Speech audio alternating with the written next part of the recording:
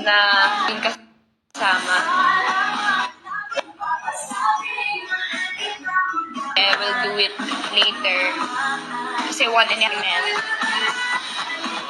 Ang bait.